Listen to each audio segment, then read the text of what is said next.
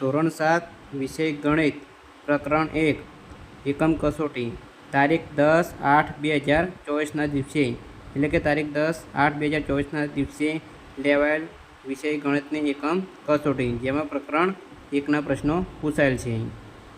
પ્રશ્ન 1 એ વિધાન સાચું બને તે રીતે ખાલી જગ્યા પૂરો। -9 + -5 બરાબર ખાલી જગ્યામાં આવશે -14। 23 પ્લસ ખાલી જગ્યા બરાબર 0 ખાલી જગ્યામાં આવશે -23। -7 પ્લસ ખાલી જગ્યા બરાબર -7 ખાલી જગ્યામાં આવશે 0। કૌંસમાં 4 + 5 -5 બરાબર ખાલી જગ્યા પ્લસ કૌંસમાં 5 - 5 ખાલી જગ્યામાં આવશે 4। -42 + 42 બરાબર ખાલી જગ્યા તો 0 જવાબ આવશે। -34 + 45 બરાબર 45 પ્લસ ખાલી જગ્યામાં આવશે -34। -36 + 25 બરાબર ખાલી જગ્યામાં આવશે -11। ખાલી જગ્યા +7 બરાબર 7 પ્લસ કૌંસમાં -54 ખાલી જગ્યામાં આવશે -54। ખાલી જગ્યા +45 -10 બરાબર 24 પ્લસ કૌંસમાં 45 - 10 ખાલી જગ્યામાં આવશે -24। 45 માઇનસ ખાલી જગ્યા બરાબર -9 ખાલી જગ્યામાં આવશે 54। -24 + 3 + -45 બરાબર 3 પ્લસ -45 પ્લસ ખાલી જગ્યામાં આવશે -24। -7 માઇનસ કૌંસમાં -34 બરાબર ખાલી જગ્યામાં આવશે 27। -35 - 0 બરાબર ખાલી જગ્યામાં આવશે -35। પૂર્ણાંક સંખ્યાઓનો સરવાળા માટે ખાલી જગ્યા છે તો સમક્રમી। પૂર્ણાંક સંખ્યાઓ બાદબાકી માટે સમક્રમી ખાલી જગ્યા તો ખાલી જગ્યામાં આવશે નથી। પ્રશ્ન 1-2 યોગ્ય જોડકા જોડો। સેટ એ વિભાગીય આપેલ છે, વિભાગ બી તો પ્રથમ આપેલ છે તે જૂથનો ગુણધર્મ દર્શાવે છે જે કૌંસમાં -64 પ્લસ કૌંસમાં -64 + 46 + -12 બરાબર -64 + 46 + -12 તે જૂથનો ગુણધર્મ ધરાવે છે એટલે બી સાથે આવશે। -45 + 0 બરાબર -45 તો તટસ્થ સંખ્યાનું અસ્તિત્વ સી આવશે। 50 + -10 બરાબર -10 + 50 તો એ ક્રમનો ગુણધર્મ દર્શાવે છે આવશે ક્રમનો ગુણધર્મ। સેટ બી વિભાગ અ વિભાગ બ તો ક્રમનો ગુણધર્મ જે સી નંબરની સંખ્યા દર્શાવે છે। જૂથનો ગુણધર્મ એ નંબરની સંખ્યા દર્શાવે છે અને તટસ્થ સંખ્યાનું અસ્તિત્વ જે બી નંબરની સંખ્યા દર્શાવે છે। સેટ સી વિભાગ અ વિભાગ બ તો જે પ્રથમ નંબરની સંખ્યા આપેલ છે 67 + -54 બરાબર -54 + 67 તો તે ક્રમનો ગુણધર્મ દર્શાવે છે। -73 + 0 બરાબર -73 તે તટસ્થ સંખ્યાનું અસ્તિત્વ દર્શાવે છે। 36 પ્લસ મોટા કૌંસમાં -30 + 60 64 તો જે 4 નંબરની સંખ્યા છે તે જૂથનો ગુણધર્મ દર્શાવે છે। પ્રશ્ન 2 એ નીચેના વિધાનો ખરા છે કે ખોટા તે જણાવો।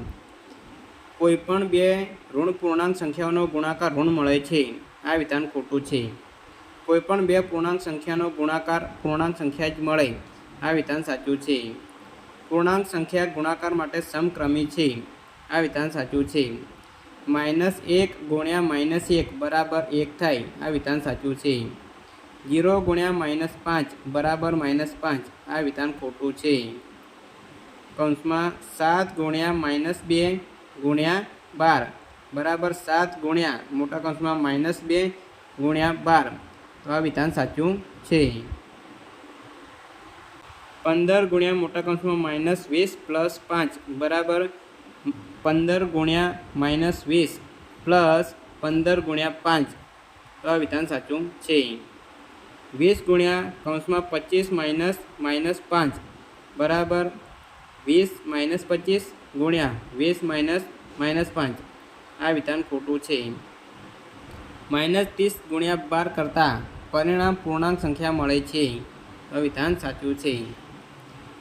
કોઈપણ સંખ્યાને 1 વડે ગુણતા પરિણામ તે જ સંખ્યા મળે છે આ વિધાન સાચું છે.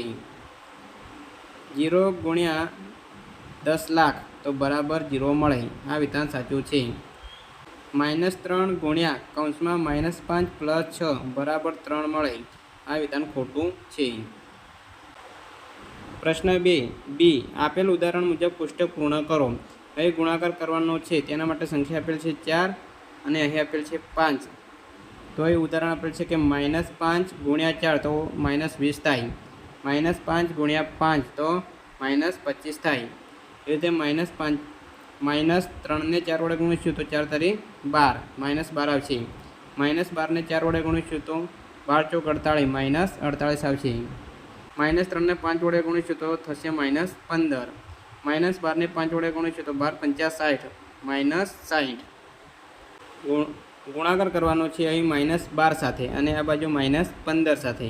અહીં ઉદાહરણ આપેલ છે 7 ને -12 વડે ગુણાકાર કરીશું તો -84 જવાબ આવશે.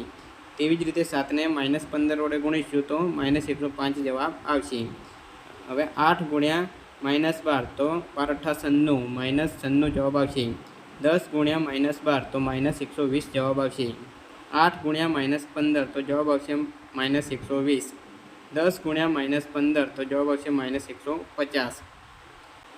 -11 ગુણ્યા -8 તો પ્લસ થઈ જશે એટલે કે 11 × 8 = 88. તેવી જ રીતે -11 ગુણ્યા 6 તો 11 × 66 -66 થશે.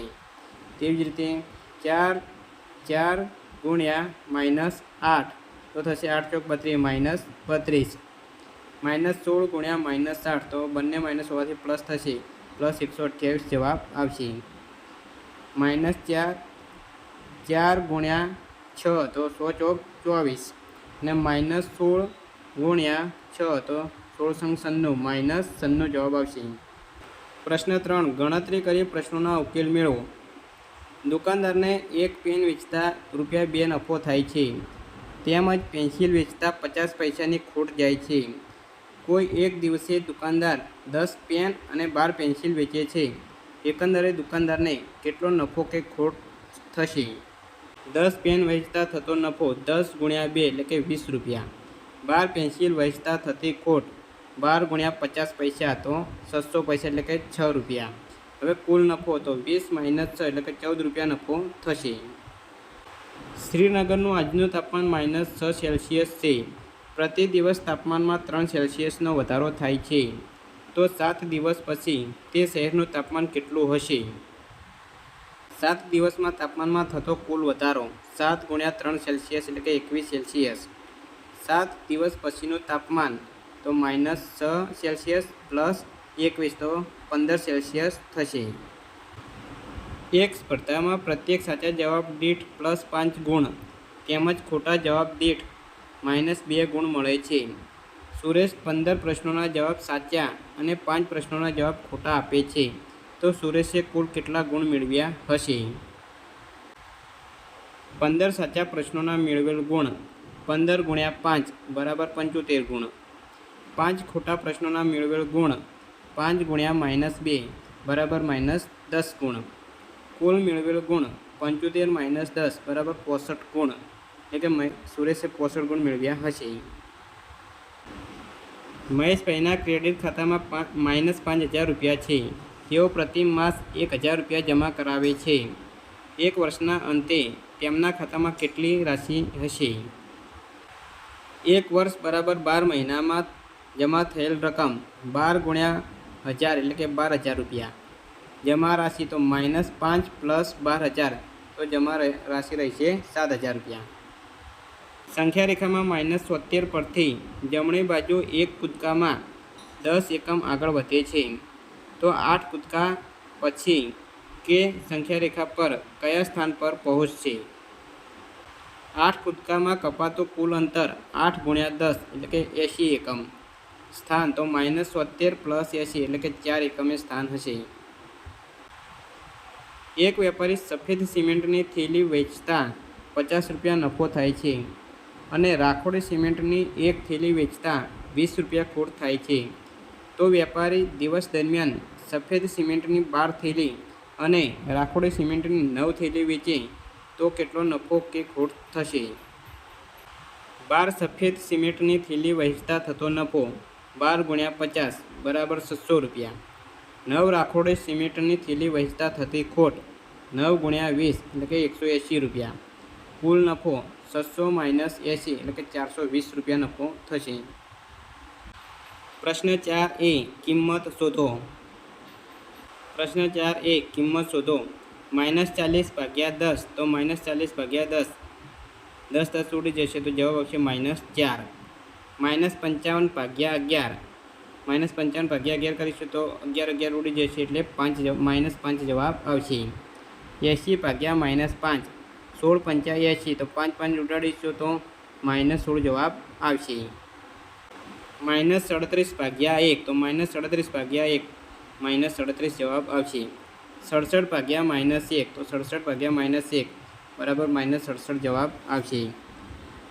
મોટા કૌંસમાં -16 / 4 / 2 તો 4 × 4 ચોગુ 16 તો 4 4 ઉડી જશે એટલે કે -4 / 2 4ના અવયવ પડીશું 2 × 2 તો 2 2 ઉડી જશે એટલે કે -2 જવાબ આવશે.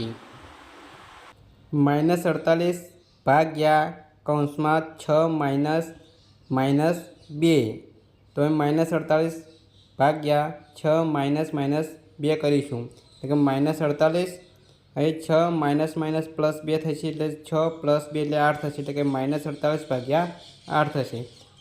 અવયવ પાડીશું 48ના 8 સંગ 48 તો 8 8 ઉડી જશે અને -6 જવાબ આવશે. 0 / 8 તો 0 / 8 કરીશું એટલે જવાબ આવશે 0. મોટા કૌંસમાં -23 + 17 ભાગ્યા મોટા કૌંસમાં -5 + 8 તો ભાગાકાર કરીશું તો -23 + 17 અને -5 + 8 તો -23 માંથી 17 બાદ કરીશું તો -6 વધશે ભાગ્યા અહીં -5 + 8 એટલે કે 3 જવાબ આવશે જે ધન સંખ્યા આવશે એટલે કે -6/3 તો 6/3 એટલે કે -2 જવાબ આવશે. -7/7 તો -7/7 એટલે કે -1 જવાબ આવશે. -12/-4 તો -12/-4 કરીશું તો માઇનસ ઉડી જશે અને 4 તારી 12 એટલે 4 4 પણ ઉડી જશે એટલે +3 જવાબ આવશે. -11 + 10 ભાગ્યા 11 + -10 તો અહીં ભાગા કરીશું -11 + 10 ભાગ્યા 11 + -10 તો -1 વચ્ચે અંશમાં અને છેદમાં 1 વચ્ચે તો -1/1 એટલે -1 જવાબ આવશે. પ્રશ્ન 4b ગણતરી કરી પ્રશ્નોના ઉકેલ મેળવો. એક કૂવામાં તળિયેથી 30 મીટરની ઊંચાઈ સુધી પાણી ભરેલ છે. એક તરવૈયો કૂવાના તળિયેથી વસ્તુ લેવા માટે પ્રતિ મિનિટે 15 ફૂટની ઝડપથી નીચે જાય છે. વસ્તુ લઈને ફરીથી સપાટી પર આવતા તરવૈયાને કેટલો સમય લાગે? કુલ કાપવું પડતું અંતર કિનારેથી તળિયે પ્લસ તળિયેથી કિનારે તો 30 + 30 તો 60 ફૂટ. 15 ફૂટ કાપતા લાગતો સમય 1 મિનિટ તો 60 ફૂટ અંતર કાપતા લાગતો સમય કેટલો? 60/15 તો 15 ચોક 60 15 15 ઉડાડીશું તો 4 વચ્ચે એટલે કે 4 મિનિટ થશે. એક ખાદ્ય પદાર્થને સાચવવા માટે -80 °C તાપમાનની જરૂર પડે છે. કોલ્ડ સ્ટોરેજમાં એસી શરૂ કરતાં પ્રતિ કલાક 4 °C નો ઘટાડો થાય છે. સવારે 10 કલાકે તાપમાન 0 °C હોય તો કેટલા વાગે ખાદ્ય પદાર્થ કોલ્ડ સ્ટોરેજમાં ટ્રાન્સફર કરી શકાશે? 4 °C ઘટતા લાગતો સમય 1 કલાક તો 28 °C ઘટતા લાગતો સમય કેટલો? 28/4 કરીશું તો 7 ચોક 28 4 4 ઉડાડીશું તો વચ્ચે 7 કલાક. 10 વાગે 0 °C તાપમાન હતું તેથી 10માં 7 કલાક ઉમેરતા 5 વાગે તાપમાન -28 °C થાય. એક લિફ્ટ 5 મીટર પ્રતિ મિનિટના દરથી ખાણમાં ઉતરે છે. જો તે જમીનથી 25 મીટર ઉપરથી નીચે ઉતરતી હોય તો -250 મીટર સુધી પહોંચતા તેને કેટલો સમય લાગશે? કુલ કાપવું પડતું અંતર 25 + 250 એટલે કે 275 મીટર. 5 મીટર અંતર કાપતા લાગતો સમય 1 મિનિટ. તો 275 મીટર અંતર કાપતા લાગતો સમય કેટલો? 275 ભાગ્યા 5 તો 55 × 5 કરીશું તો 5 5 ઉડાડીશું તો બરાબર 55 વચ્ચે તો 55 મિનિટ જવાબ આવશે.